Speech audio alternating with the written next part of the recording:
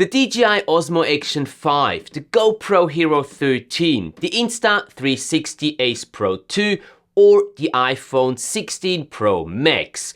Which of these cameras produces the nicest, most natural looking underwater footage? Let's find out in today's video.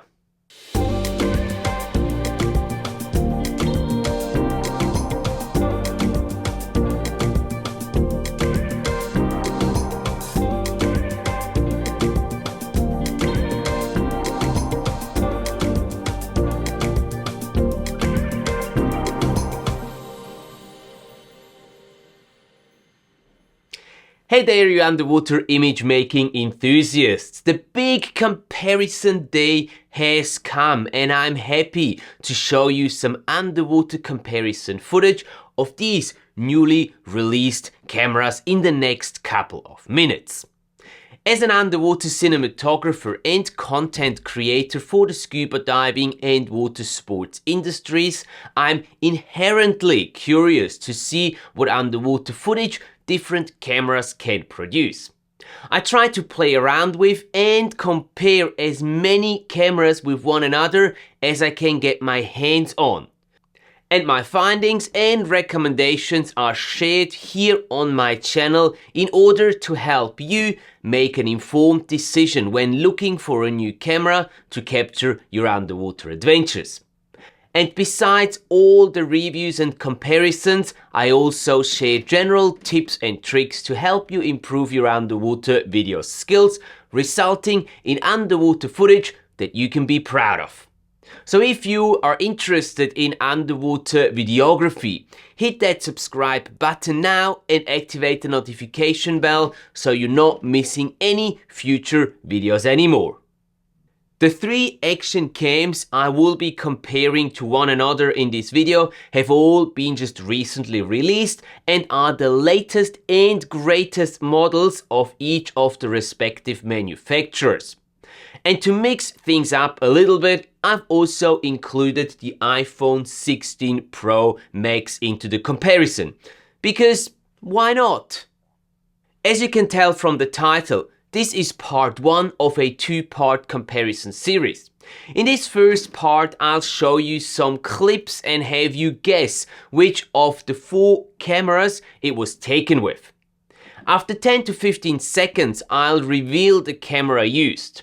Keep track of how many you get right and let me know down in the comment section below. After we've had a bit of fun guessing the right cameras, I'll show you some scenes captured with all 4 cameras at the same time side by side. This is the exact rig that I used to capture these clips simultaneously. I'll let you know what settings were used on each of the cameras and whether or not any correction on the clip was made. And then you can decide for yourself which footage you like the best. Feel free to share that opinion with us in the comment section as well. I won't be giving you my opinion on the footage or the use of the different cameras underwater today. That will be saved for part 2 of this comparison series. And that one will be published here on the channel in a couple of weeks' time. Alright. Enough talking, let's have some fun with comparing some underwater footage from these 4 cameras.